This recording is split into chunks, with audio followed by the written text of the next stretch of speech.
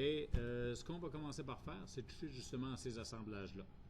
Donc, de la façon dont on va procéder, parce qu'on n'est pas en train de travailler en contexte, on n'est pas en train d'inventer la roue. En principe, vous allez avoir, pour vous pratiquer plus tard, d'autres assemblages pour travailler avec, mais c'est surtout que on va aller avec une approche qui va faire que les pièces ont déjà été modélisées, sont donc disponibles pour être mis dans un assemblage, et on construit l'assemblage de ces pièces-là. OK? C'est pas la réalité parce que, à moins qu'on travaille dans un contexte où on fait, par exemple, de l'outillage modulaire, où à peu près toutes les pièces existent déjà, puis où à ce moment-là, on joue au Lego avec des morceaux existants. C'est pas la majorité des cas qui représentent ça. Okay? On va toujours avoir un peu de pièces qui vont exister, quand même que ce serait juste nos pièces de quincaillerie, des pièces qu'on trouve chez un fournisseur, tout ça, vous avez besoin, je sais pas moi, d'un pillow block pour un bearing, vous ne le modéliserez pas puis vous ne le fabriquerez pas. Vous allez l'acheter tout fait puis vous allez l'utiliser là où vous en avez besoin. Donc ça va exister. Il y a des catalogues qui sont disponibles. Il y a des sites web qui permettent de télécharger ça. Donc vous avez votre pièce, vous la pluguez dans votre assemblage, puis on travaille autour. Mais dans une vraie conception, ben souvent vous allez avoir des pièces comme ça qui existent déjà, qui sont achetées, et vous avez des pièces que vous modélisez et que vous allez créer soit en dehors de l'assemblage, puis vous allez rentrer dedans, ou que vous allez créer directement dans le contexte de l'assemblage en associant des liens. OK? Ce genre d'assemblage-là est très puissant quand il est bien monté. C'est pas quelque chose qu'on touche vraiment dans le premier cours de CAD, là, parce que c'est déjà suffisamment de savoir modéliser, de s'embarquer là-dedans. C'est plus des choses qu'on touche là, dans les autres cours, dans le cours de MD2. Mais on va quand même aller voir comment on peut traiter là, un assemblage avec des pièces détachées, ce qui vous permettra de faire un bon bout là, dans ce qui s'en vient.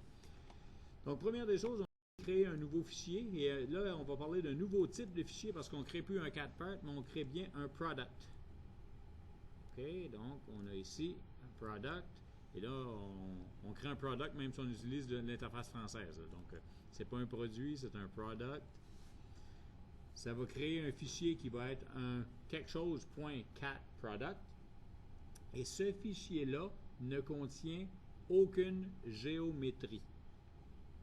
OK? Donc, comprenez bien ça. Quand vous allez me remettre votre projet, vous avez besoin de me donner le CAD Product, mais vous avez besoin de me donner les CAD Parts aussi. Parce que des fois, il y a des étudiants qui me donnent le CAD Product, j'ouvre ça, il n'y a rien. Il y a un arbre. C'est tout ce qu'il y a dedans.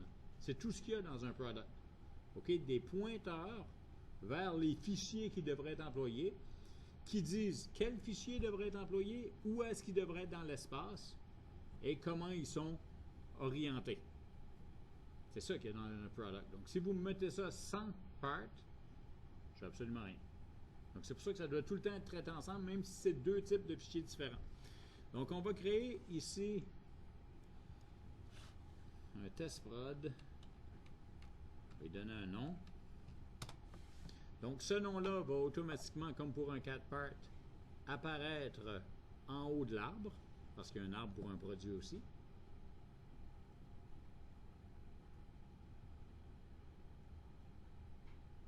OK?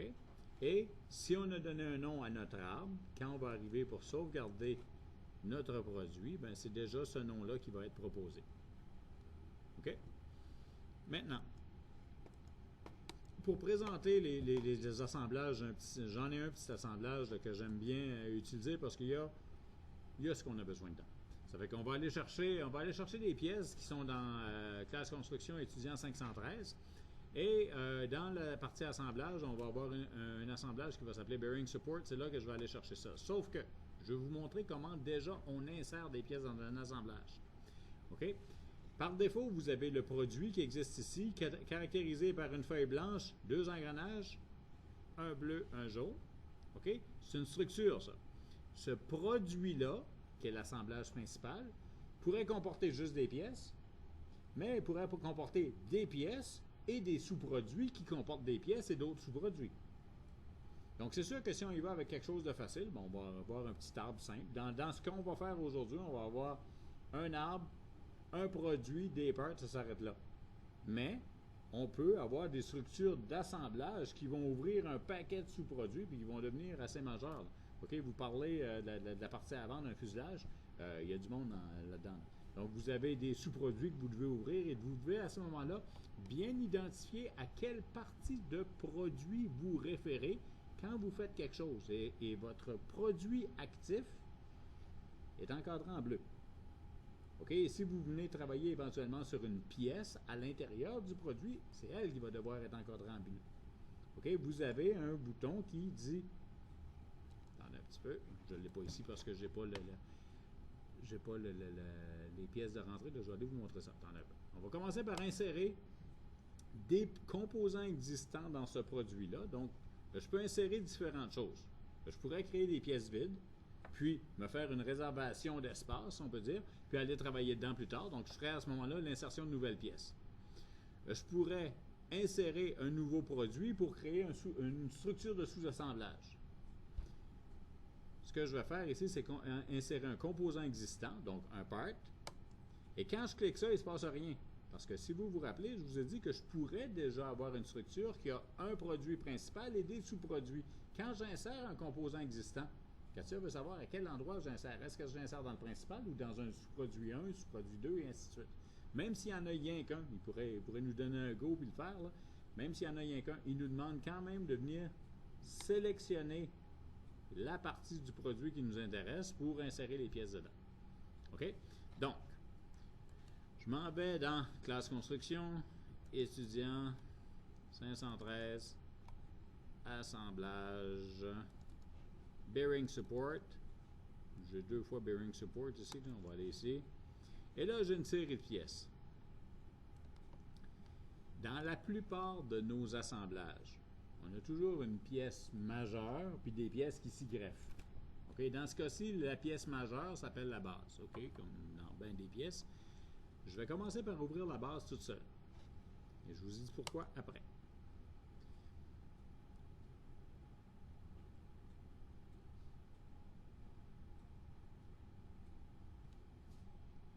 Ça prend un petit moment et la base apparaît dans ma pièce. Maintenant, la base est représentée par une feuille, engrenage bleu, engrenage jaune et système d'axe rouge. Donc, comprenez bien là, la structure des icônes. Ça, c'est le produit, ça, c'est la pièce. Maintenant, cette pièce-là, telle qu'elle vient d'apparaître, vient de donner son système d'axe au produit. Et sa représentation par rapport à ce système d'axe-là du produit. Donc, présentement, si je demande une vue isométrique, j'obtiens ceci. Si je demande une vue de dessus, j'obtiens ceci. Si je demande une vue de face, je vais obtenir ceci. Mais ce que je vois là, je le vois dans le produit, mais à partir de la première pièce. D'accord? Et ça dépend donc de la façon dont cette pièce-là a été modélisée dans son CAD part la première fois qu'elle a été faite. Maintenant, je reviens en ISO. Si je veux rajouter d'autres pièces, il n'y a rien qui m'empêche de tout sélectionner. Ben, en fait, ici, parce que j'ai différents types de fichiers, je vais sélectionner en utilisant le contrôle. Là. Donc, je vais insérer le bearing, je vais insérer la bolt, je vais insérer le cover, le shaft, le spacer et le washer. Donc, je fais ces sélections-là, mais je les sélectionne toutes d'un bloc. Et je vais dire ouvrir comme ça. Et je vais toutes les rentrer d'un seul bloc. Donc, tout le monde s'est rajouté ici. J'aurais pu, au début, tout sélectionner. Sauf que laquelle des pièces m'aurait donné son système d'axe? Le washer? La bolt? Ces pièces-là sont des pièces qui ont été faites souvent à l'intérieur d'un catalogue, quelque chose du genre. Le système d'axe n'est pas nécessairement intéressant à utiliser. Puis je me retrouve après ça à traîner un système d'axe pour mon produit qui n'est pas vraiment ce que j'aurais pu vouloir. Donc, si vous avez une chance de connaître vos pièces avant de créer votre assemblage, ce qui est souvent le cas, ben, vous commencez par charger votre pièce qui est principale, mais qui aussi va vous donner les représentations et le système d'axe qui vous intéresse. Puis après ça, vous chargez les autres. Donc, vous chargez vos pièces en 2 temps. Comme ça, vous gérez votre représentation dans votre produit. Première des choses à faire. Okay? Maintenant, la façon dont on va fonctionner ici, on va créer entre nos pièces des contraintes pour les positionner. Et ça va me donner l'avantage de dire, OK, si jamais éventuellement je change une dimension de pièce puis que je l'épaissis, par exemple, si j'épaississais les 2 spacers qui viennent se placer ici, ben, quand je vais faire la mise à jour de mes pièces, on va me demander de faire une mise à jour dans le produit parce que, veut pas, si l'espace entre cette pièce-là et le couvercle qui est ici augmente à cause du spacer, ben c'est normal que ces pièces-là se déplacent. D'accord? Donc, quand je vais créer des contraintes d'assemblage entre mes différentes pièces, ben je vais demander à ce moment-là une mise à jour qui va se faire régulièrement. J'ai une autre façon de procéder qui me permet de positionner mes pièces rapidement, mais qui ne crée pas de contraintes. Ça peut être utile aussi. Et dans certains cas, on ne travaille rien qu'avec ça. Okay? Si vous travaillez en grosse base de données, vous travaillez sur Enovia, chez Bombardier, chez Bell, chez Pratt, tout ça, souvent, on va vous demander de travailler sans contrainte d'assemblage parce que c'est le gestionnaire de base de données, l'outil PLM, qui fait cette gestion-là à votre place. Donc, vous n'avez pas besoin de créer de contraintes, puis ça se gère de cette façon-là. Mais ici, on va travailler avec des contraintes d'assemblage. Sauf que les contraintes d'assemblage qu'on va employer sont disponibles dans cette barre d'outils-là, qui s'appelle contraintes. On en a un certain nombre. On en a 5 qu'on travaille le plus régulièrement avec. Les autres servent dans certains autres cas plus particuliers. Mais c'est surtout qu'avant de commencer, ben, il est toujours bon d'au moins de fixer une des pièces. Comme ça, éventuellement, quand les contraintes vont être créées entre les différentes pièces, si je déplace quelque chose, je fais un update, la pièce fixe, elle revient à sa place si elle a été déplacée, et toutes les pièces se recollent dessus. Donc, notre pièce principale, celle que j'ai rentrée en premier, qui est ma base, ben, je devrais commencer par la fixer comme ça, avec fixe un composant, et de cette manière-là, j'ai une petite encre qui apparaît ici, okay, sur ma pièce, qui me montre que ce composant-là est fixé. Et dans mon arbre de spécification, ici, j'ai le bloc contrainte qui contient un fixe sur la base. Okay. Si je déplace cette pièce-là, tantôt, on va voir que l'encre va devenir brunâtre et qu'il va avoir un symbole d'update ici qui va devenir actif. Okay. Puis en faisant l'activation de ça, ben, ma pièce va revenir à sa place. OK? Pardon? Le fixe, il est dans le bloc contrainte ici. OK? Maintenant, je pourrais tenter de créer mes contraintes tout de suite. Par exemple, j'ai un couvercle ici qui doit se placer au-dessus de cette partie inclinée-là de la base et où les trous qui sont dans le couvercle doivent s'aligner avec la base. Donc, j'ai différents types de contraintes. J'ai une contrainte de coïncidence qui va me permettre de mettre deux points ensemble, de mettre deux lignes alignées, de coller deux faces ensemble. OK? Ça, c'est le genre de coïncidence qu'on peut faire. On a ensuite les contacts qui vont fonctionner entre deux faces planes, entre deux faces coniques. OK? Par exemple, si j'ai un trou chanfreiné et que j'ai une vis à tête fraisée qui s'en va dans le trou, je vais être capable de faire ça. Donc, je peux faire un contact surface-surface en termes de contact. Je peux faire un contact surface-cercle.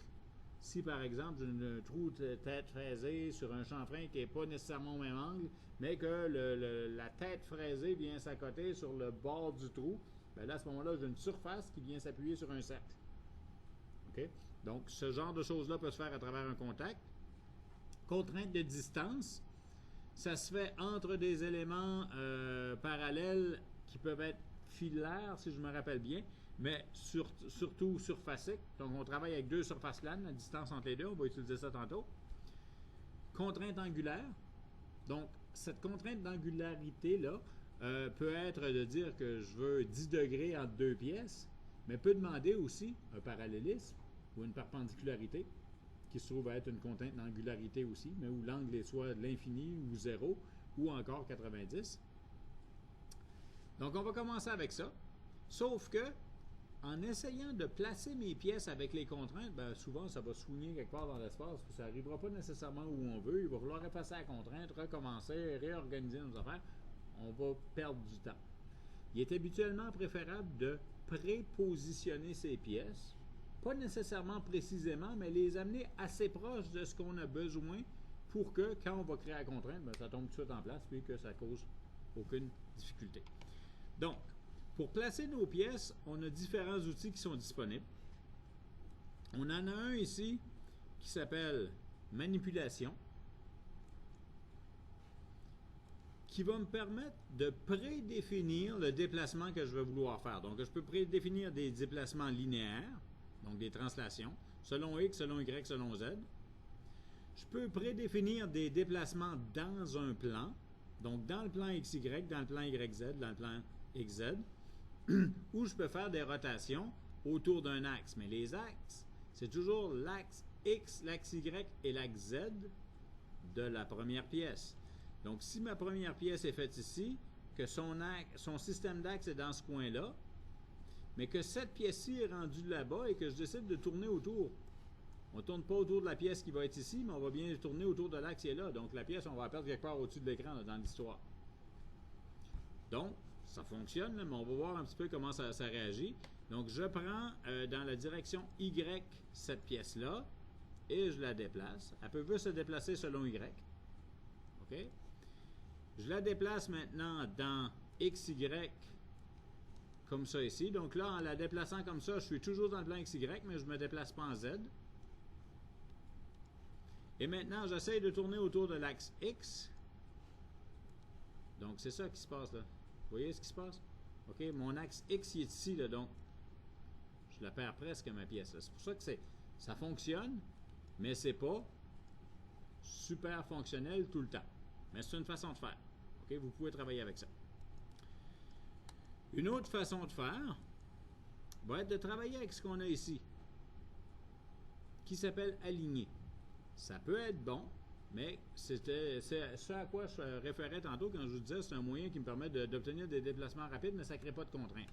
Je peux demander, par exemple, de déplacer l'axe de cette pièce-ci. Donc, je vais venir d'abord sélectionner...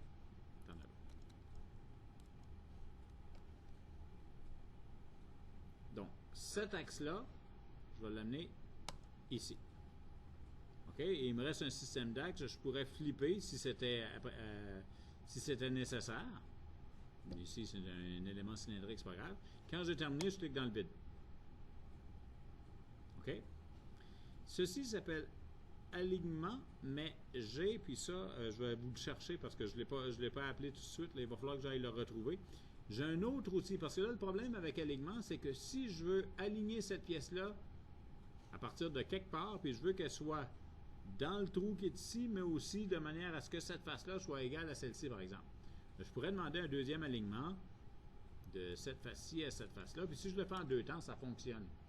Mais j'ai un autre outil qu'il faut que j'aille chercher dans un autre workbench, ou en tout cas que j'aille amener dans une barre d'outils indépendante. Je vous montrerai peut-être ça tantôt.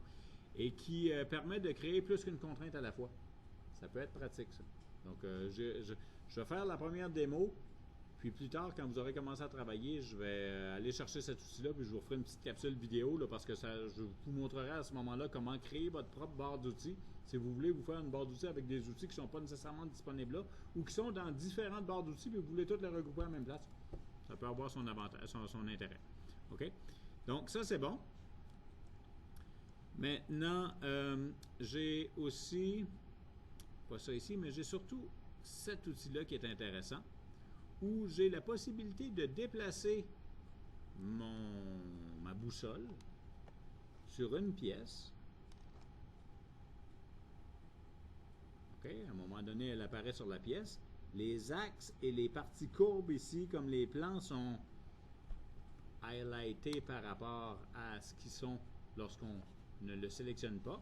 Donc, si je le resélectionne ici, je peux maintenant déplacer cette pièce-là en y allant par la ligne verte ici, la ligne verte là, le plan ici, ou les arcs qui sont comme ça. OK, donc j'ai le loisir de replacer rapidement, c'est peut-être ce qui est plus fonctionnel là. OK? La boussole déplacée sur une pièce. Le seul problème avec ce que je viens de faire, c'est que j'ai amené cette boussole-là sur cette pièce-ci, mais si je sélectionne maintenant l'arbre qui est là, la boussole est encore resélectionnée, je peux déplacer la pièce. Et là, la boussole n'est plus sur l'objet. Si c'est pas trop loin, ça se gère encore, mais si j'arrive ici, puis je dis, OK, bon, ben là, je voudrais partir de là, puis je voudrais déplacer, puis tourner, puis c'est moins commode. Donc, je suis pris pour reprendre la boussole par son carré rouge ici, l'amener sur l'objet, resélectionner l'objet et repartir avec. Donc, je peux m'en aller ici, comme ceci, comme ceci.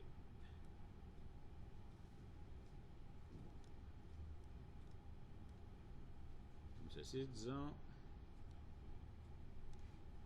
On monte encore. On s'en vient ici. OK. Donc, j'ai ça. J'ai un boulon ici. Si je ne veux pas avoir à déplacer mon objet tout le temps, je peux aller sur ce carré rouge-là, cliquer avec le bouton de droite et utiliser l'option positionnement automatique sur l'objet sélectionné. Ce que ça va faire, c'est que aussitôt que je vais sélectionner un objet, la boussole va s'en aller à son système d'axe. À ce moment-là, je ne perds plus de temps. Aussitôt que je sélectionne quelque chose de nouveau, que ce soit le boulon, le bearing qui est ici, oups, le washer qui est caché ici,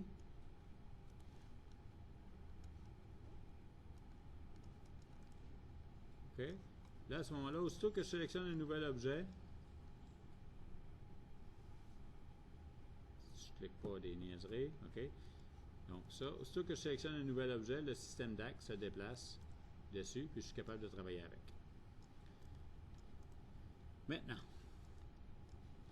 j'aurais dû ou j'aurais pu faire ça avant, c'est pas dramatique, mais si je regarde mon assemblage et si je vais voir maintenant dans le dossier où est-ce que je l'ai pris, donc classe construction, étudiant, 513, assemblage, bearing support et bearing support assembly, PDF.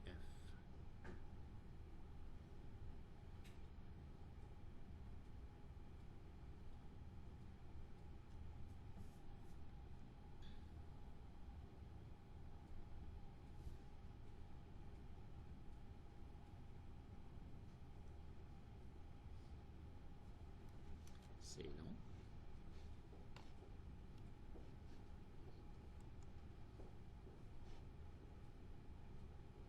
Bon. Si je regarde l'assemblage que j'ai ici, j'ai besoin d'une base, un shaft, deux bearings, deux spacers, un couvercle et je vais avoir besoin de 4 washers, 4 bolts. Il y en a juste une de modifiée. Il faudrait que je refasse mon assemblage pour le rendre conforme à ceci. Mais tout ça pour dire que il manque du monde ici. OK? Il me manque 3 boulons, 3 washers, un bearing et un spacer. Il va falloir donc que j'aille rajouter ces pièces-là dans mon assemblage. J'ai 3 façons de le faire. Okay? La première façon, c'est de refaire exactement ce qu'on a déjà fait. Donc, je peux insérer un composant existant dans mon produit et je vais aller rechercher, par exemple, le spacer qui est ici. En réinsérant un objet, en utilisant cette méthode-là, l'objet réapparaît exactement au même endroit où le premier est apparu. Et ça va toujours être le cas.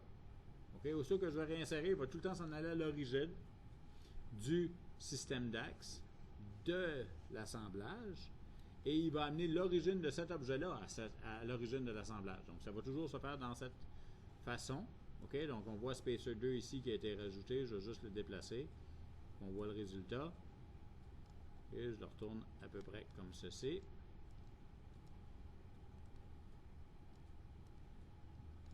Okay? Lui, il va s'en aller comme ça tantôt.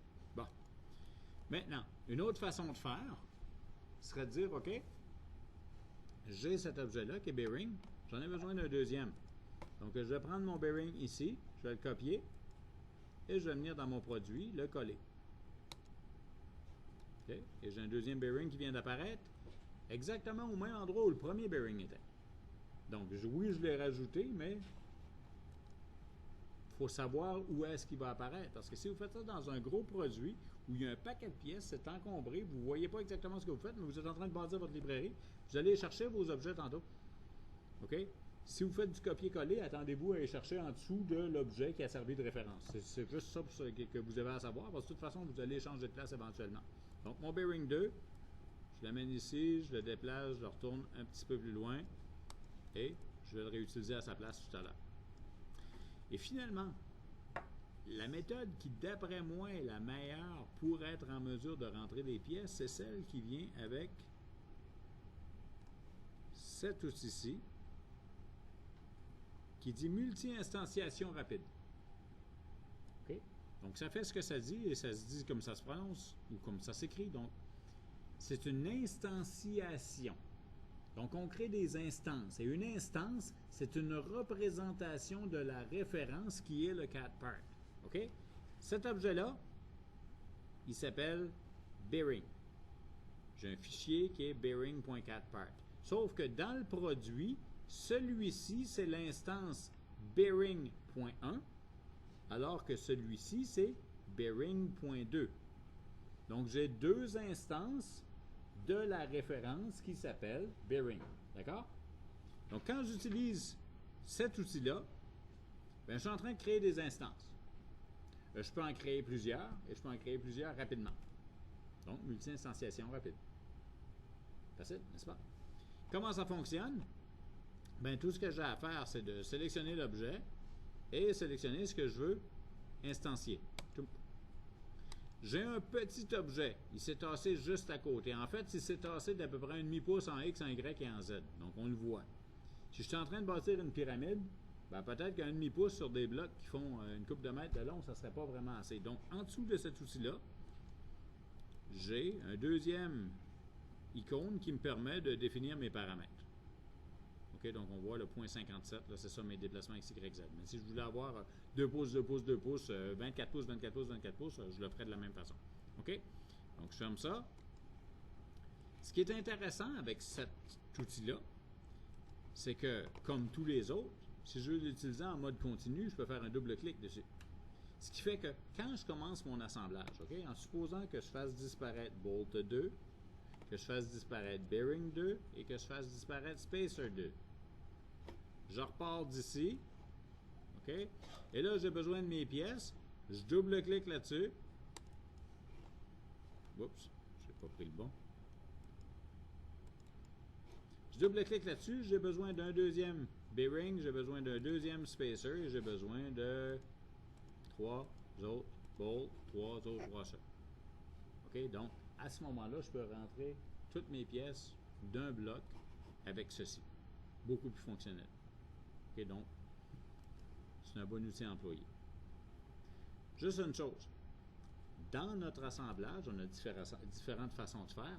Et dans celui-ci, entre autres, j'ai utilisé la façon de faire qui fait que je n'ai pas besoin de 4 boulons, je n'ai pas besoin de 4 washers. Je vais aller les effacer, les 3 derniers que j'ai faits, parce que je vais en recréer d'autres tout à l'heure avec une autre méthode qui va me permettre d'optimiser ça. Vous allez comprendre pourquoi après. OK? Donc, je reviens à peu près où j'étais, j'ai mes pièces et je veux les positionner à peu près comme elles vont. Donc, je reprends ceci, cet objet-là, je vais le déplacer dans ce sens-là. Je vais faire un petit flip comme ceci. Mon boulon, on va l'incliner, on va l'amener dans ce coin-ci. J'ai ma rondelle, ça c'est bon. Mes washers, je peux peut-être les amener comme ça.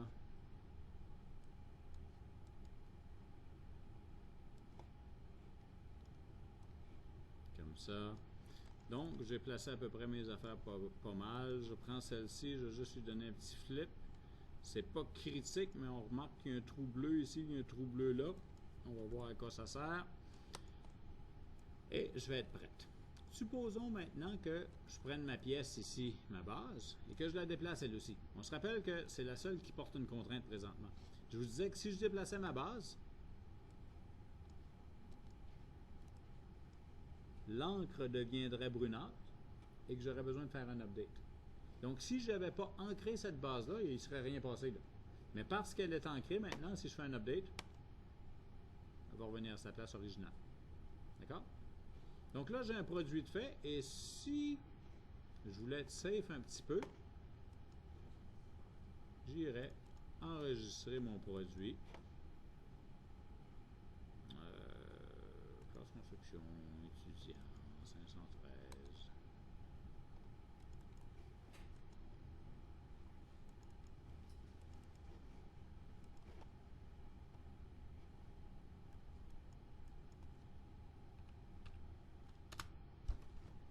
Donc, comme ça, Mes pièces sont rentrées, ils sont positionnés partiellement, je suis en place. Si jamais une panne de courant, ben, je recommence pas tout ça.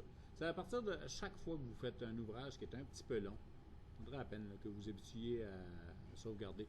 Je ne sais pas si vous avez eu des problèmes pendant votre examen avec un crash, mais ça va se produire. Si ça ne s'est pas passé cette fois-là, ça va se repasser ailleurs. Habituez-vous à sauvegarder. Ça prend 30 secondes. Puis, de toute façon, il faut que vous lui donniez un nom à un moment donné. Donnez-le au début, puis après ça, sauvez juste systématiquement. Vous êtes en train de travailler, safe. Pas long. Okay. Vous avez votre résultat qui est valide. OK. J'étais à peu près là. Je vais vous montrer ce qu'on fait avec ça maintenant. Parce que là, le problème, c'est que une fois que j'ai fini de travailler, ben, je n'ai plus nécessairement besoin d'avoir cette icône-là qui suit. Ça peut devenir encombrant. Donc, si je veux le retourner à sa place, je le prends par le carré rouge, je le laisse tomber sur le système d'axe qui est en bas à droite. Ça va y aller. Okay? Le seul X, c'est qu'au que je vais sélectionner d'autres choses, il va retourner. Donc, avant de le laisser tomber ici, ou après, si ça vous tente, ça n'a pas vraiment d'importance, mais c'est surtout que vous revenez sur le petit carré rouge, bouton de droite, vous désactivez le positionnement automatique et vous le laissez tomber une dernière fois. Donc, par la suite, si vous décidez de sélectionner ça, ça, ça ou n'importe quoi d'autre chose, ben, votre système d'axe reste dans le coin. D'accord? Bon. Là, on va parler de contraintes. Je vais mettre tout ce beau monde-là en place. On sait que la base est maintenant fixée. On va y aller dans un ordre de montage, peut-être. Donc, on pourrait commencer par aligner les spacers. OK? Donc, je vais aller chercher un contact entre la face inférieure et la face supérieure ici. Sauf qu'avant de cliquer, là, on va prendre la peine d'aller voir qu'est-ce qui se passe dans cette boîte de dialogue-là. OK? Qui est pas un problème, ce n'est pas un bug, c'est un assistant. Ça vous dit que la fonction travaille avec le niveau actif, produit bleu. Donc, on est en train de créer une contrainte entre des pièces qui sont dans ce produit-là. Elle positionne un composant fils relativement à un autre composant fils. Donc, finalement, vous pouvez juste créer des contraintes dans un produit entre des pièces qui font partie de ce produit-là. Si vous avez des pièces dans deux sous-produits et que vous voulez les contraindre entre elles, ce que vous êtes en train de contraindre, ce n'est pas les deux pièces, ce sont les deux sous-produits que vous contraignez entre eux. OK? Donc, ça, dans le contexte actuel, c'est relativement simple à comprendre parce que tout est sous un seul produit. Donc, toutes les contraintes vont se retrouver dans ce bloc-là. OK? Une fois que vous avez compris ça, là, vous n'avez pas besoin de le voir à chaque fois que vous allez créer une contrainte. Et puis, afficher le message, fermé. OK? Vous le lisez, vous le comprenez. Tous les fois que vous avez des messages comme ça qui ne sont pas des erreurs, mais des avertissements ou des informations. Il y a habituellement une petite boîte qui dit ne plus afficher le message. Lisez-la comme il faut. Comprenez-la. Ça, fermez-la. Cassez-vous pas la tête avec. Donc là, j'ai cette face inférieure-là. Je prends la face supérieure qui est ici. On voit que la contrainte s'est créée, mais je ne suis pas du tout aligné encore. Pourquoi? Parce que je suis dans un mode qui a été réglé comme ça par défaut. Si je vais dans mes options, au niveau de mes produits, OK, infrastructure, product structure, quelque part là-dedans, j'ai une option qui me permet de faire une mise à jour automatique. Habituellement, on ne veut pas ça. Il faudrait que je la retrouve quelque part là-dedans. Je vous la retrouverai. C'est pas dramatique. Personnellement, moi, j'aime mieux que ce ne soit pas automatique. Parce que là, j'ai demandé de rendre les deux faces en contact. Parfait. Je peux demander aussi de rendre l'axe. Puis là, ici, c'est graphique. Donc, n'hésitez pas à faire un zoom là, pour travailler. Donc, on peut demander cet axe-là et cet axe-là coïncident. De même que cet axe-là et cet axe-là coïncident. Là, j'ai trois contraintes qui ne sont pas à jour. Sauf que je n'ai pas deux pièces une par-dessus l'autre quand vient le temps de sélectionner. Mes deux pièces sont séparées, ça va bien faire mes sélections. Quand j'ai fini, je fais mon update et ça tombe en place. Si j'avais eu un update automatique, il n'est pas impossible que dès le départ, j'aurais eu cette pièce-là qui serait tombée sur la face en contact, puis que je n'aurais pas eu nécessairement accès au trou inférieur. Là, il aurait fallu que je tasse la pièce pour être capable d'aller prendre le trou en dessous. OK? Donc, c'est une question de choix, là, mais l'update pas automatique pas mauvais, puis de créer quelques contraintes à la fois, ça va bien. Donc, j'ai fait ça ici, je repars avec l'autre. Contact entre la face ici et la face inférieure qui est là. Contrainte de coïncidence avec le trou qui est ici, le trou qui est là, le trou qui est ici. L'ordre n'a pas d'importance en autant que vous alliez faire vos coïncidences correctement ici. Update. D'accord? Je suis toujours en coïncidence. L'axe ici, l'axe qui est là. Update. Je suis toujours en coïncidence. L'axe qui est ici, l'axe qui va être là. La même chose de l'autre côté. J'ai ça. Toujours en coïncidence, il n'y a rien qui m'empêche de le faire. Le trou ici. Le trou ici. On va aller chercher le trou diagonalement opposé, ça n'a aucune importance là, parce que les modèles sont faits aux dimensions nominales. Mais c'est qu'avec tout ça maintenant, je viens de faire un paquet d'alignements. Là, il me reste à compléter avec ce qui manque. Donc, on va aller chercher quelques contacts pour la face intérieure du bearing et la face extérieure de la base ici. La face extérieure ici, la face intérieure qui est là. La face inférieure ici et la face supérieure qui est là. Est-ce que je fais la même chose de l'autre bord? Non. J'ai pas besoin. J'ai deux axes, j'ai une face. C'est ça que je vais faire un update. Ça va tomber en place. OK. Et il me reste à demander un contact entre la face inférieure du washer qui est ici, la face supérieure du lamage qui est là. Je m'en vais vers le trou bleu. Je vous dis pourquoi après. La face supérieure du washer, la face inférieure du boulon. Je demande une coïncidence entre l'axe du boulon, l'axe du trou, l'axe du washer, l'axe du trou. Je fais un petit update. Et juste des fois qu'en cours de route, mon boulon ait décidé de faire un swing comme ça et que je vais faire quelque chose de joli sur le dessin parce que c'est important. Quand vous allez présenter votre dessin avec ses vues, ben, vous voulez que les faces soient parallèles, vous voulez que d'un côté vous voyez les boulons avec 3 pans, de l'autre côté vous voyez avec 2 pans. C'est des standards de dessin, ça. Ça n'a pas d'importance. Quand vous allez torquer les vraies vis sur la vraie base, ça n'arrivera pas de même, on le sait tout. Sauf que, en dessin, il y a ça. Vous ne le faites pas. C'est vrai que c'est pas dramatique parce que ça n'enlève rien à la fonctionnalité de la chose. Tout ce que ça montre, c'est que vous ne connaissez pas ces standards-là de dessin. Donc, si vous ramassez quelqu'un qui vous passe en entrevue, qui a plus de cheveux blancs que moi, puis qui a fait du dessin sur une table à dessin, il va voir ça, puis il va le voir comme ça, il va dire au moins il sait quelques affaires en dessin, c'est pas pire. Il va voir des affaires tout croche, il va dire je sais utiliser un cadre, mais c'est pas dessiné, il va falloir qu'on monte à dessiner. C'est ça qui va arriver. Ça, c'est comme faire une vue isométrique avec des lignes de référence ici qui ne sont pas verticales. T'sais, si vous présentez ça, tilté 10 degrés. C'est le même assemblage, c'est le même isométrique, ou en tout cas ce qu'on veut essayer de faire passer pour une isométrique. Mais ça montre juste que vous ne savez pas qu'une isométrique, c'est supposé commencer avec une ligne verticale. OK? Il y a des normes de dessin. Et si vous avez un intérêt pour ce genre de job-là, parce que il y en a beaucoup de jobs là, en conception où vous allez avoir à faire du modèle 3D, le dessin qui va avec, tout ça. Si ça vous intéresse, là, ça pourrait valoir la peine que vous mettiez quelques petits efforts de plus dans ce genre de choses-là et quelques petits sous de plus dans un livre de dessin. OK, on ne vous en fait pas acheter ici, là. Puis, un livre de dessin aujourd'hui, là, si vous l'achetez tout neuf dans une faculté de génie où vous allez entrer en sortant d'ici, vous allez peut-être le payer 150 $. OK? Si vous allez sur eBay et que vous allez voir des livres usagés qui ont 5 ans, 10 ans, 15 ans, 20 ans, ça n'a pas changé tant que ça le dessin. C'est sûr que dans un livre de 20 ans, on va vous montrer des vieux ordinateurs. Puis dans un livre de 50 ans, on va même pas vous montrer d'ordinateurs, on va vous montrer des vieilles tables à dessin.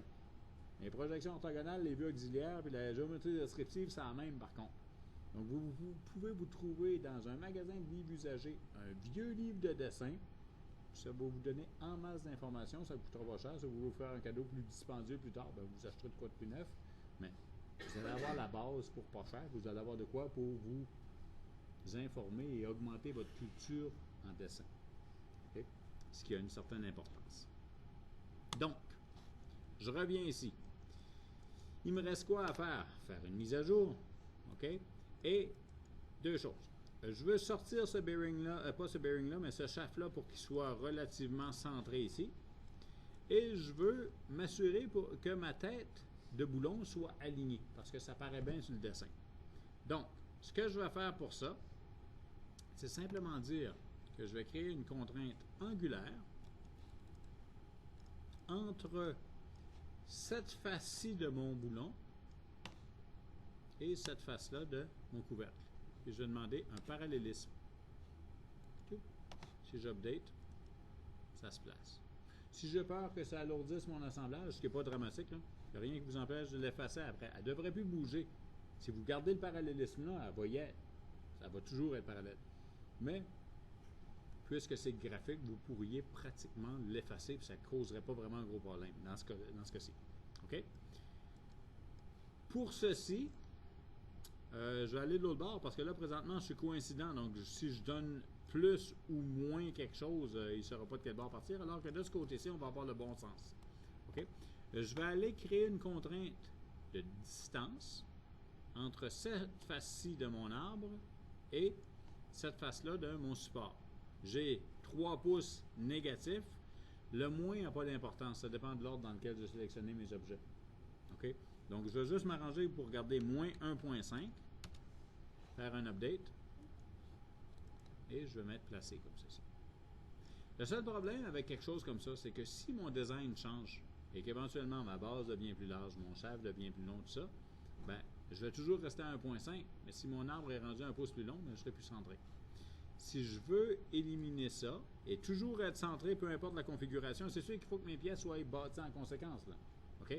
Mais je peux m'arranger pour avoir dans mon arbre un plan et d'avoir dans ma base un plan. Et là, à ce moment-là, j'ai juste besoin de créer une coïncidence entre le plan de l'arbre et le plan de la base. Et là, peu importe la dimension, OK? Quand je vais placer mes pièces, ou s'il y a un déplacement comme ça, quand je vais faire un update, bien, les deux plans vont venir coïncidents, ils vont toujours rester centrés. OK? Il y a différentes façons de faire. Et là, toutes mes pièces sont placées, sauf qu'il me manque 3 washers et il me manque 3 boulons. Oui? Le plan du shaft, il était fait en Power Design ou... Le plan du shaft, oui. Ah, chose intéressante. OK, je chargeais toutes mes pièces. Je veux vérifier comment ma pièce a été faite. C'est sûr que si je le désire, je peux ouvrir l'arbre de ma pièce et aller voir qu'est-ce qu'il y a dedans. OK, le plan qui est ici, c'est mon plan YZ. Sauf que, à un moment donné, comme je vous disais, vous allez avoir un assemblage, vous allez avoir un paquet de monde là-dedans, vous allez vouloir respirer autour de votre pièce, avoir de l'air. Donc, c'est sûr que vous pouvez l'ouvrir, mais vous pouvez aussi aller dans l'arbre, bouton de droite sur l'objet, ou objet shaft, ouvrir dans une nouvelle fenêtre. Clic. Ça vous l'amène ici.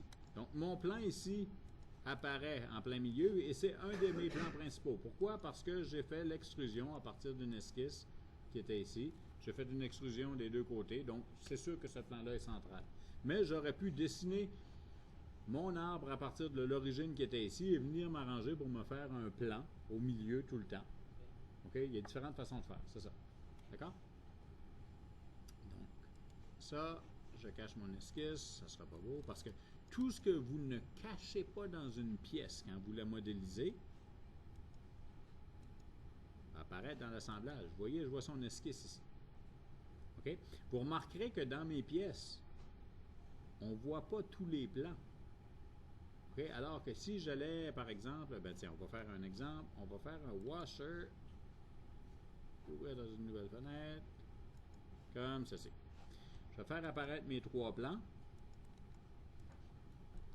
Et je vais ramener mon washer ici. Donc là, les 3 plans apparaissent, n'est-ce pas? Ce washer-là, comme le boulon qui va avec, je n'ai besoin 4 fois. Vous vous rappelez qu'il y avait un trou bleu en dessous de ça, hein? Si j'ouvre ma base, pas ma base, mais mon couvercle, partons. On va aller voir ce à quoi correspond ce trou bleu-là. Le trou bleu dans ma structure, c'est celui-ci. Et ce trou-là, il a été réutilisé. Si je fais juste définir l'objet de travail, quand j'ai fait le trou bleu, il n'y avait pas de trou ici. J'ai utilisé une répétition pour faire mon pattern de trou. Sauf que une fois que tout est fait, si je veux savoir lequel des trous a défini mon pattern, je le colore. Ça coûte pas cher, puis je sais où est-ce que je suis. J'arrive dans mon produit. Je veux mettre des washers et je veux mettre des boulons sur chacun des trous du pattern. Là, ça va bien, là, il y en a 4. Si je le faisais à la main, ça ne serait pas long. J'ai des belles pièces, surtout des pièces d'assemblage qui sont des flanges avec 22 trous, là, tu sais. Puis là, j'ai besoin de une flange d'un côté, une flange d'un autre côté, washer, bolt, noix et contre-écrou. Si vous faites ça un à un, là, vous finissez même pas l'examen.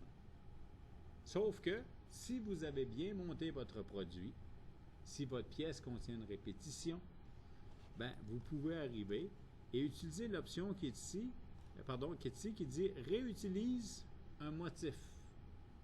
Et là, en prenant cette option-là, je dis « OK, je veux prendre ce washer-là et le réaffecter partout sur le motif qui est ici, ou qui est là, ou qui est là. » Donc, vous pouvez prendre n'importe quel des éléments du pattern pour faire quelque chose comme ceci. Sauf que Murphy, vous le connaissez? Murphy, il va faire que si vous n'avez pas coloré votre trou, il y a une forte chance pour que vous placiez votre pièce sur le trou d'à côté, puis là, vous essayez d'affecter la pièce sur le patron en sélectionnant le trou qui servait à le définir. La première fois que j'ai essayé cette fonction-là, c'est exactement ce qui s'est passé, puis là, ça ne marchait pas, jusqu'à temps que je réalise que je suis en train de pogner le trou qui n'avait pas de patron. C'était le trou qui avait servi à définir le trou, le patron en tant que tel.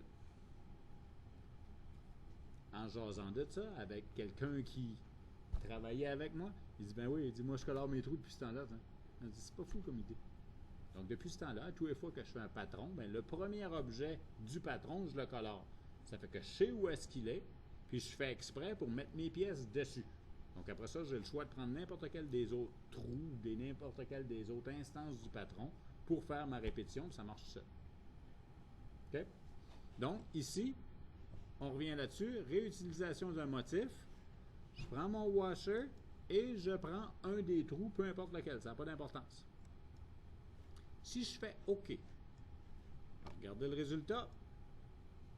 Clink. Mes 3 washers viennent d'apparaître et viennent d'apparaître ici aussi. Alors, pensez à l'exemple dont je viens de parler avec mes 22 trous. J'ai besoin de 22 washers de chaque bord. Ça en fait 44. J'ai besoin de 22 boulons. On est rendu à 66 items. J'ai besoin d'un écrou, un contre-écrou. J'ai besoin de 5 fois 22 items. Je viens d'ajouter 110 objets dans mon produit. Gros assemblage. Gros arbre. Surtout mon arbre, il va mesurer 1,5 mm. Pour le voir tout à l'écran, il va être gros de même. Puis là, je m'en servirai pas bien, n'est-ce pas? Donc, quand je fais ça, je peux faire mieux. OK? On enlève les washers et on reprend la répétition. Je veux toujours avoir ce washer-là sur le motif qui est ici, sauf que je vais placer les nouvelles instances dans un composant flexible. Qu'est-ce que ça va faire? Une espèce de sous-produit. Okay? C'est une structure exprès, mais qui fait que j'ai mon premier washer ici et les 3 autres vont apparaître là. Mais au lieu d'en avoir 3, j'aurais pu en avoir 21. J'aurais pu en avoir 58. Okay? Ça va être un sous-groupe fait automatiquement pour ceci. Donc, ça va être plus facile à gérer. Et si vous voulez vous aider un petit peu parce que on a le problème d'avoir des noms qui sont très explicites, mais qui sont très longs.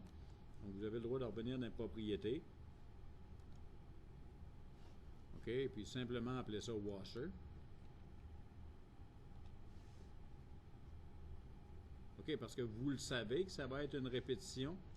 Donc, vous changez le nom de la référence. Puis là, remarquez, c'est bizarre comment ça fonctionne, mais ça vous donne un chiffre pour la référence. Puis c'est vrai que si vous aviez 3 ou 4 sortes de washer, ben là, ça vaudrait la peine de dire, OK, soit pas nécessairement washer 1, mais washer à un quart, je sais pas trop quoi, là. Mais dans ce cas-ci, on n'a rien qu'un, ça fait qu'on peut garder ça à washer. Et ici, on peut garder ça à washer.1.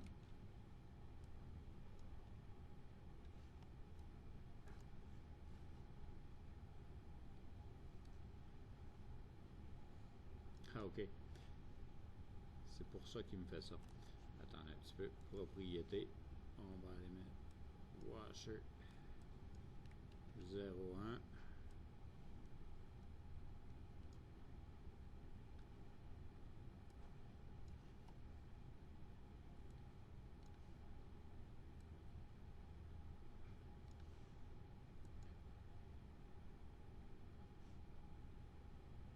La référence de produit washer. OK.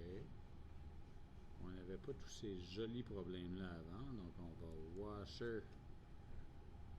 Ah, peut-être juste parce que je leur donnais un nom. .25. Et on va underscore .25. .1. On va essayer ça, voir ce que ça dit. Puis ça, on fait disparaître.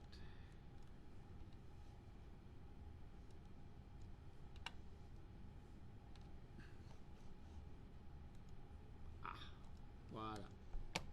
Donc, en faisant quelque chose comme ça, ben, je sais exactement qu'est-ce que j'ai comme répétition, washer. Si je voulais, je pourrais appeler ça washer 25 x 4. Donc, je sais combien il va en avoir ou quelque chose du genre. OK? Donc, une fois ça fait, je repars avec la même chose ici. Donc, réutilisation d'un motif sur le boulon, l'un des éléments du pattern. On remarque que parce que j'ai déjà demandé de placer les instances dans un composant flexible, il me le réoffre automatiquement. Il se figure que j'ai pris le bon chemin tout de suite. Et j'obtiens maintenant tout ça ici. OK? On renomme. Ça va devenir bolt underscore un quart. Je ne suis pas sûr que c'est des bolts d'un quart par contre, mais en tout cas, c'est pas grave.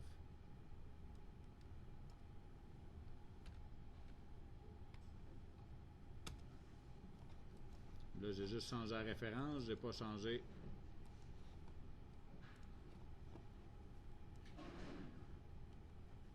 l'instance.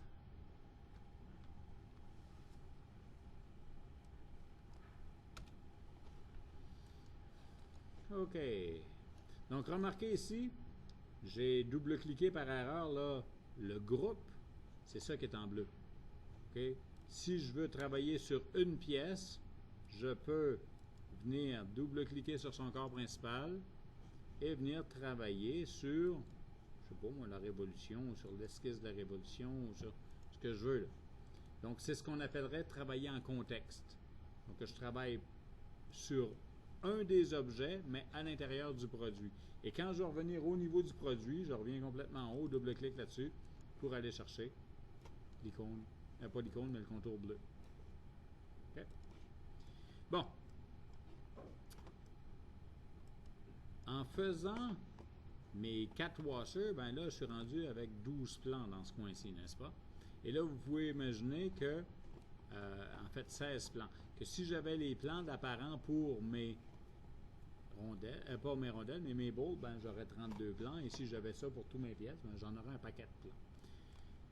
Idéalement, quand vous allez travailler sur une pièce, OK, peu importe la pièce, quand vous avez fini, OK, là, je vais juste aller dans le shaft, OK, quand vous avez fini, vous arrangez pour cacher, si vous n'avez pas besoin plus tard, là, les plans et les objets comme ceci. OK, ce qui va faire que quand vous allez arriver dans le produit, ils n'apparaîtront plus. Donc, si vous préparez vos produits comme ça, il n'y en aura pas de problème. Vous avez votre pièce, vous la sauvez, cachez les plans, elle est finie, elle est prête à être employée. Si, par contre, vous n'avez pas fait ça, et que là, vous chargez toutes vos pièces, puis là, il y a des plans partout. OK? Vous pouvez essayer le T2 plan, virgule, all,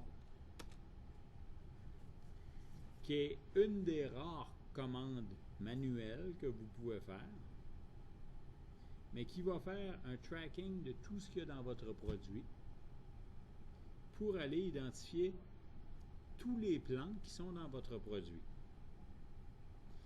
Une fois que vous les avez tous sélectionnés, vous les cachez. Sauf que, la première fois, cacher, montrer, ça cache et ça montre. Donc, ce qu'on vient de faire, c'est de montrer tous ces plans-là. Vous êtes pris pour le faire une deuxième fois.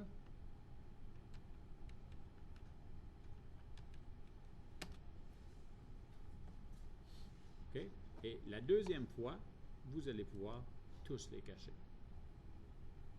OK? Ça va quand même pas mal plus vite que toutes les cacher un à un. Donc, T2 plan, virgule, all. OK?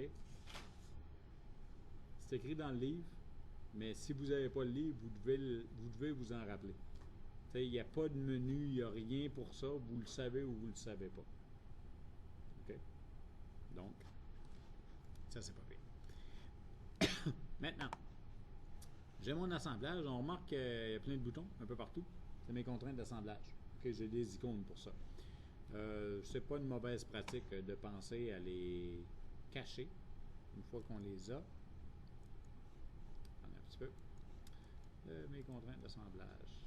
Ah, mes contraintes d'assemblage. OK. Quelqu'un qui a joué avec ça. Outils options.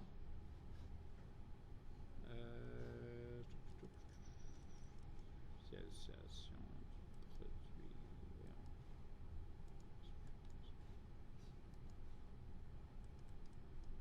Personnalisation de l'arbre. Relation activée. Contrainte, oui. OK.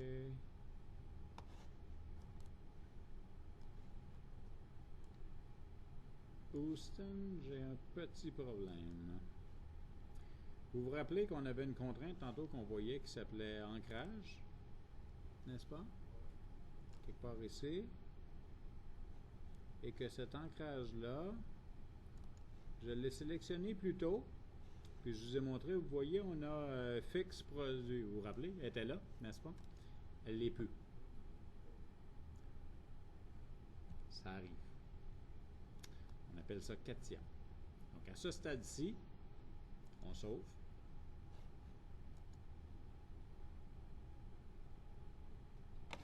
On ferme.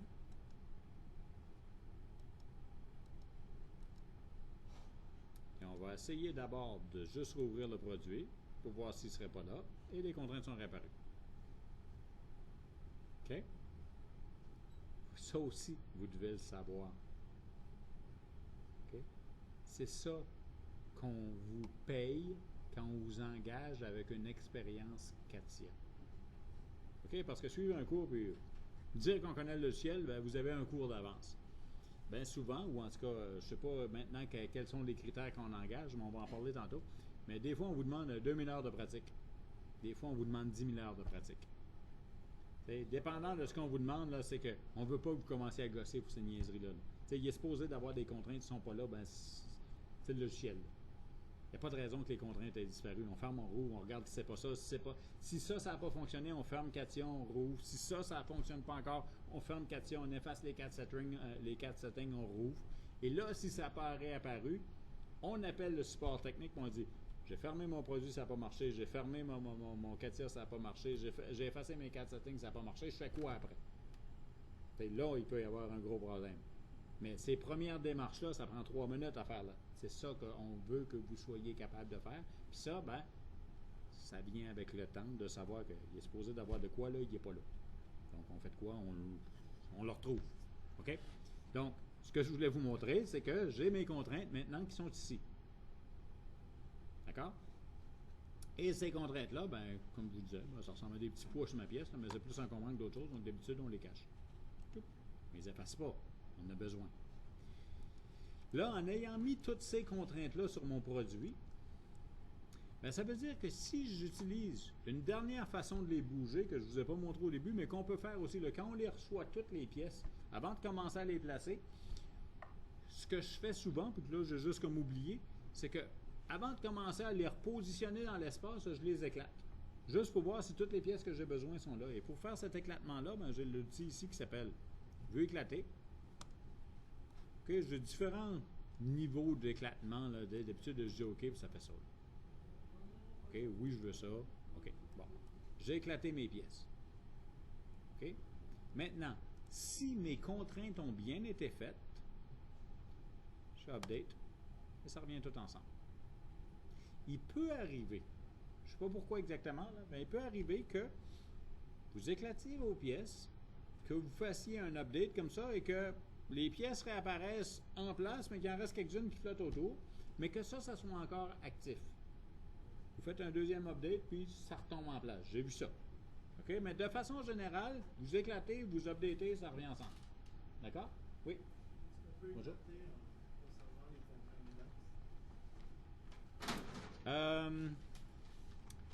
Possiblement. Parce que quand tu vas aller chercher ton éclatement, un petit peu. Tu vois, ça c'est le genre d'affaire que je n'ai pas vraiment exploré, mais tous les niveaux 3D contraints. Ouais, on va l'essayer contraint pour voir qu'est-ce que ça dit, mais c'est possible.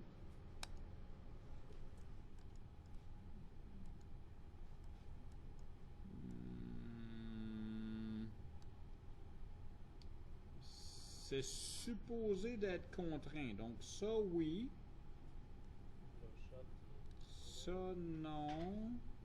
En principe, les axes ici devraient être contraints sur les axes qui sont là, puis les axes ici. Donc, c'est ça que ça a donné. Peut-être qu'il y a des façons de mieux gérer le produit au début pour que ça passe, mais c'est ce que j'ai comme option. OK? Mais encore, si je fais Update, ça revient en place. Tout ça pour vous dire que quand on va faire la partie d'assemblage, officiellement, parce que là, on s'entend là, ce que je vous montre là, c'est un crash course d'assemblage. On va revoir ça un petit peu plus quand même vite la première fois parce qu'on va avoir fait le tour, là. Mais je vais revenir sur les assemblages plus tard dans la session. Mais c'est que vous allez avoir un examen là-dessus. Pas au deuxième, au troisième. OK, troisième examen, il y a une partie d'assemblage. Où l'assemblage va être quelque chose comme ça. Il n'y aura pas 2000 pièces dans l'assemblage. On va avoir une coupe, c'est juste les mettre ensemble ça. Mais ce que je veux vous dire, c'est que moi, votre assemblage, là, pour le tester, là, je l'ouvre, il apparaît comme ça. Première affaire que je fais, c'est Update. Pas Update, mais éclate. Ouais. OK. Ça ressemble à ça. Parfait. Maintenant, Update. Ça revient-tu en place? Vous avez vos points pour les contraintes d'assemblage. OK, parce qu'on s'entend là. Moi, j'ai fait des contacts entre la face inférieure du couvercle et la face supérieure du spacer. Vous faites la même chose avec une coïncidence. C'est pas optimal, mais ça marche. J'ai fait ça souvent. OK? On demande plus dans les méthodologies quand on a vraiment des pièces qui doivent se toucher d'utiliser un contact. Mais une coïncidence fait le job. Donc, moi, ces pièces vont ensemble. C'est peut-être pas optimal, mais ça fait le job. OK? Ce qui fait que ça commence de même. Donc, assurez-vous tout le temps quand vous travaillez avec des contraintes, parce qu'il y a une autre affaire aussi, dépendant comment vous allez travailler, si vous avez un update automatique, si vous updatez trop vite, tout ça. À un moment donné, la pièce peut paraître être en place, vous pensez qu'elle est contrainte, puis elle ne l'est pas tout à fait. Il n'y a rien qui vous empêche, vous, pendant que vous travaillez, rendu quelque part, ben, vous l'éclatez. Vous regardez où vous êtes rendu, OK, vous faites ça, vous faites un update. Oups, il y a une pièce qui flotte ici, ben, elle n'était peut-être pas contrainte complètement. Elle est peut-être bien alignée, elle est peut-être au bon niveau, tout ça, mais c'est juste qu'il manque une contrainte de coïncidence quelque part. Vous avez le droit d'utiliser ça, vous aussi. OK? Plus il va y avoir de la pièce, plus ça va être même à votre avantage de faire ça une fois de temps en temps pour être sûr que vous avez tout contraint ce qu'il y avait avec. OK? Donc, on a ça, un produit qui est monté. OK? La seule affaire que je vais rajouter puis qui est absolument inutile à ce stade-ci, mais qui va vous servir quand vous allez vouloir bâtir une liste de pièces éventuellement, c'est que dans ce que j'ai fait, je n'ai pas fait attention à l'ordre de mes pièces. OK? Ce qui n'est pas grave, là. J'en ai un produit, je peux sauver ça, tu sais, puis j'ai un assemblage de fait, puis ça fait le job. Mais, éventuellement, quand on va vouloir présenter cet assemblage-là avec la liste de pièces ici. La liste de pièces va aller avec les numéros. OK? Et c'est pas critique pour un petit assemblage, mais quand vous en avez un plus gros, ça devient pratique. OK? Théoriquement, quand vous présentez un assemblage, vous devriez numéroter vos pièces dans un ordre ascendant anti-horaire. Donc, on commence quelque part avec une pièce et la suivante est un numéro plus gros, puis on y va 1, 2, 3, 4, 5, 6, 7, puis on tourne anti-horaire comme ça. Là, j'ai un gros assemblage qui a 7 pièces. T'sais, même si les ballons étaient un peu partout et qu'ils n'étaient pas dans l'ordre, ce ne serait pas grave. Mais si vous avez un plus gros assemblage qui en a 185 pièces, que vous avez 2 pages où le parts list est écrit dessus, puis vous cherchez le numéro 82, puis que là, après les 2 pages de parts list, vous avez 4 pages où vous avez des vues, des coupes, des sections, des ci, des ça, puis vous avez des ballons partout durant ce temps-là, parce que les premières pages d'un dessin d'assemblage servent à présenter l'assemblage. Donc là, vous cherchez le numéro 82 là-dessus, puis vous êtes obligé de flipper les pages 4 fois parce qu'ils ne sont pas dans l'ordre des ballons. OK? Puis à un moment donné, vous réalisez que c'est la petite section que vous oubliez dans le coin, c'est elle qui avait le numéro. Parce que vous essayez de faire ça vite, mais à un moment donné, vous décidez à faire ça correctement parce que là, vous voyez, vous perdez du temps. Vous allez finir par le trouver s'il n'y a pas une erreur sur le dessin puis que le ballon 82 n'existe pas. Parce que ça arrive, ça aussi, des fois, qu'il manque un ballon. C'est la première version du dessin, puis il manque un ballon. Sauf que si c'est possible et que lors de la création du dessin, il faut que ça se fasse là parce qu'on ne change plus ça une fois que c'est commencé là. Mais lors de la création du dessin, si quand on fait nos vues, on prend, ça dépend tout le temps de l'assemblage, mais ça peut vous prendre 1 heure, ça peut vous en prendre 2. Là. Mais vous prenez 2 heures, vous placez vos ballons correctement et vous ne numérotez pas vos pièces. Vous placez des ballons pour les identifier, puis vous mettez des numéros approximatifs, mais dans la première vue, vous allez faire les ballons à 7. Dans la deuxième, vous allez commencer 8 à 14, 15 à 22, 22 à 23, ainsi de suite. Donc, vous y allez comme ça tout le temps. Là, et à la fin, toutes vos pièces sont numérotées et vous cherchez le 82, puis vous le trouvez quelque part entre le 78 et le 87. Dans cette vue-là, vous allez trouver le 82, ce qui est comme logique. Donc, c'est cute. Sauf que, après avoir placé vos ballons, bien, il va falloir que votre liste de pièces suive. Okay? Et la liste de pièces se génère en fonction de l'ordre des pièces. Donc, si dans votre liste, dans votre liste de pièces, bien, vous devriez avoir, OK, on va aller voir ça un petit peu plus gros ici, ici et là. Je devrais avoir base, spacer, cover, washer, bolt, shaft bearing. Okay, dans l'ordre à peu près de montage de mes pièces. J'ai décidé que c'était ça. C'est pas ça que j'ai ici. Là. Je devrais avoir le spacer 1 qui arrive tout de suite après base. Parce que ça descend cette affaire-là. Okay? Il prend la première pièce dans le produit, il la génère dans le parts list. La deuxième pièce dans le produit, il la génère ainsi de suite. Donc là, ce qu'il faut que je fasse, c'est que je réorganise mes pièces dans ma structure. J'ai un petit outil pour ça, qui est ici et qui s'appelle réorganisation de l'arbre. Il me demande, je vais aller voir sélectionner un composant pour réorganiser ses sous-enfants. Donc, c'est quelle partie de l'arbre que je veux travailler. On se rappelle que je peux avoir un produit principal et des sous-produits que je peux vouloir réorganiser aussi. Là. Donc, il faut que je vienne sélectionner quelle partie de mon produit je veux travailler avec. Et là, toutes les pièces qui sont dans cette partie-là m'apparaissent. Ce que je veux, c'est que Spacer 1 passe en dessous de base.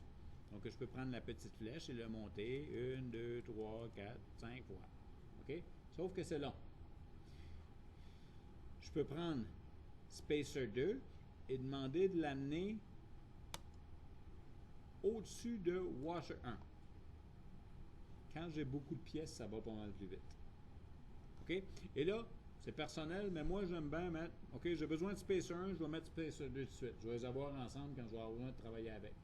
OK? Il ne me fera pas 2 entrées Spacer dans la liste de pièces. C'est juste Spacer qui va être employé 2 fois. OK? Donc, après Spacer, j'avais besoin de Cover, OK, parce que c'est ce qui va aller là. Donc, Cover, il n'est pas très loin, donc je peux le monter manuellement. J'ai passé droite, je peux le redescendre. OK? Après le Cover, j'ai besoin des washers, j'en ai un là. Je vais garder mes groupes de washers et mes groupes de bolts à la fin. OK, pour garder juste mes pièces au début. De toute façon, je ne veux pas les faire comptabiliser dans ma liste de pièces. Et dans mon arbre, ben, c'est bon qu'ils soient vers le bas, comme ça, ils ne sont pas dans mes pattes. J'ai mon washer, j'ai besoin de monter ma bolt. J'aurai mes 2 bearings à monter ici et je terminerai par mon shaft. Donc, quelque chose comme ceci. Je viens de réorganiser ma structure. OK? Et là, je serai prêt à dire isométrique, agrandi, fichier enregistré. Dernière chose au niveau des produits. OK? Là, j'ai créé une structure avec un certain nombre de pièces et avec un nouveau fichier qui s'appelle testprod.catproduct. OK? Vous êtes en train de travailler sur votre projet. Vous commencez à monter vos pièces, ça, puis au début, vous avez peut-être appelé vos pièces Toto, Tata, Titi, et ainsi de suite, là. Mais à un moment donné, vous réalisez que peut-être d'avoir des noms qui parlent un petit peu plus, c'est pratique quand on travaille avec ça. Donc là, vous n'allez pas aller changer vos noms comme ça ici, là, en changeant le nom dans la pièce. Là. Parce que le cat product que j'ai créé ici, ben, il s'attend de trouver les noms comme il les a créés au début. OK? Donc, si vous avez des changements de nom à faire, vous ne faites jamais ça dans Windows. Jamais. Parce que si vous faites ça, vous perdez vos liens. Puis là, vous viendrez me voir et vous direz, ça ne marche plus. On va dire, c'est de valeur, mais je vous l'avais dit. Mais vous ne changez pas vos noms dans Windows parce que Katia ne connaît pas Windows en dehors des heures de travail. OK? Et c'est ça que vous êtes en train de faire quand vous êtes en train de changer des noms à l'extérieur de Katia. Katia, elle ne sait pas que vous êtes en train de travailler ces noms des fichiers. Donc, vous allez vouloir réouvrir votre produit, il va chercher les noms de pièces, puis il ne les trouvera jamais. OK? Si vous avez des changements de nom à faire sur le produit, sur le dessin, sur le part, et ça serait valide aussi pour une pièce seule à partir du moment où vous avez commencé à faire le dessin, parce que le dessin, il s'attend de trouver la pièce. Là. Si vous changez le nom de la pièce, ça ne marche plus. Là. Vous allez ici dans le fichier « Gestion des enregistrements ». Les gestions des enregistrements vont vous permettre différentes choses. Première des choses qui va vous permettre, c'est de dire, OK, mon Bearing Support Assembly, il est sauvegardé présentement dans 513, assemblage, Bearing Support, et ainsi de suite. Bon. Moi, je m'en vais dans ce dossier-là. OK, j'en ai pas un autre qui était déjà ouvert? Non, OK. Donc, je m'en vais, ben tiens, on va aller sur le bureau. Non, je n'irai pas dans le bureau parce que probablement qu'il va me dire que j'ai pas assez de place. Je vais aller dans Temp. OK? Et je vais me créer un nouveau dossier.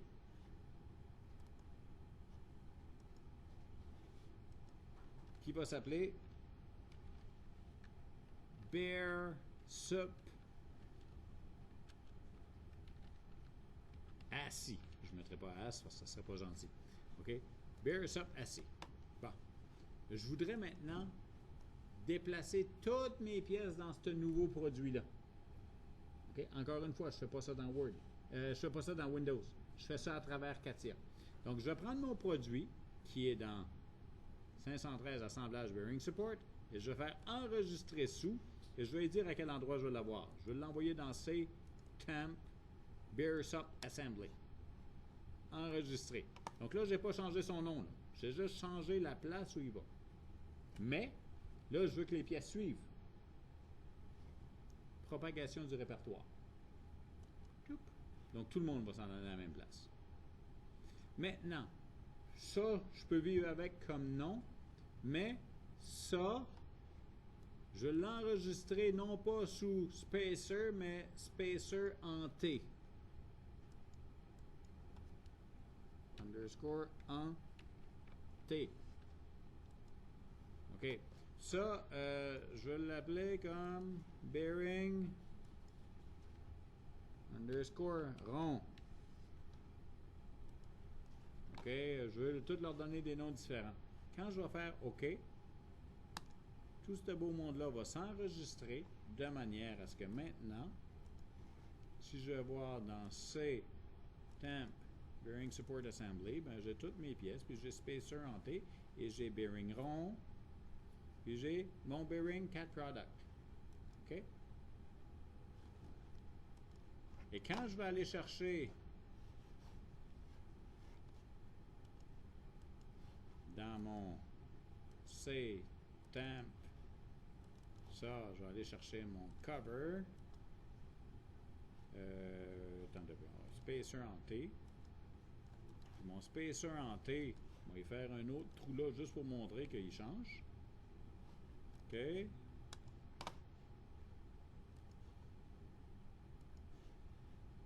Je viens chercher dans mon produit ici, mon assemblage.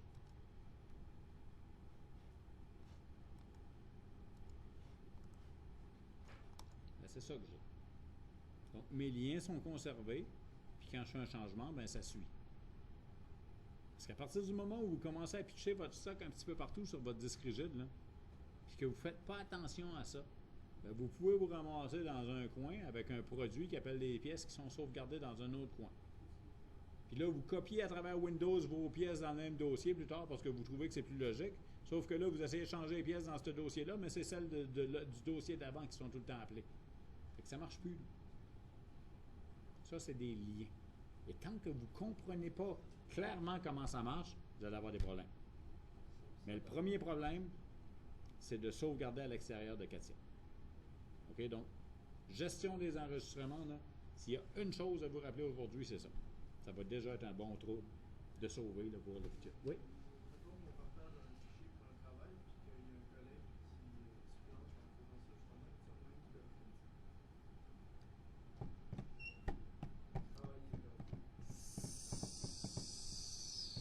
C'est assez difficile. Parce que les gestes, une fois que tu as sauvegardé, si vous partagez un dossier, vous partagez le trouble qu'il y a avec. C'est pour ça que ici, on n'a pas de sécurité là-dessus. OK? Dans un système de base de données, tu sais, chez Bombardier, ils ne peuvent pas se permettre ça, là, parce que là, c'était pas deux personnes qui travaillent sur les mêmes fichiers, des fois, il y en a 5-6, parce que chacun utilise les fichiers, parce que tout le monde est dans un contexte d'assemblage, mais a un problème où cette fameuse pièce-là, ben, si elle était faite un petit peu mieux de cette façon-là ou de cette façon-là, ça ferait l'affaire de tout le monde. Donc, un la modifie d'une façon, l'autre d'une autre façon. Si tout le monde commence à sauvegarder comme ça, c'est le dernier qui sauvegarde qui va avoir la pièce qui va l'avoir à son goût. Hein. Donc là, tu as des droits qui sont attribués sur tes pièces, tu as des réservations, tu vas venir barrer la pièce, toi, tu vas faire une modification dessus, les autres vont pouvoir l'ouvrir pour la regarder, mais ils ne pourront pas la modifier, et ainsi de suite, puis tout va être géré. C'est pour ça que des outils PLM, des gens du genre Enovia, Team Center, ce genre de choses-là existent. Parce que à deux, problème arrive déjà. Imagine à 200, puis imagine à 2000. OK? Mais dans ton cas de problème, il faudrait qu'on regarde. Là. Je ne sais pas qu'est-ce qu'on peut récupérer. Je ne sais pas qu'est-ce qu'il y avait, qu'est-ce qui a été fait, qu'est-ce qui reste. Mais il faudra regarder ça pour voir si on peut faire quelque chose. Mais il faut faire attention pour faire des backups. C'est la meilleure façon. Là. Tu fais un backup du produit entier ailleurs. Puis s'il y a quelqu'un qui merde quelque part dedans, ben, au moins tu as une copie qui date de 2 jours, qui date de la veille, qui date de 2 semaines. Mais tu essaies de faire des backups. C'est la meilleure façon de faire. OK? Donc, ça va pour les produits? Caroline, j'ai passé quasiment 2 heures là-dessus. OK. Je vais terminer le vidéo tout de suite pour essayer de séparer les choses. Puis on va repartir après ça un petit peu de part design puis un petit peu d'autres choses. Où est mon vidéo qui fonctionne? Ici.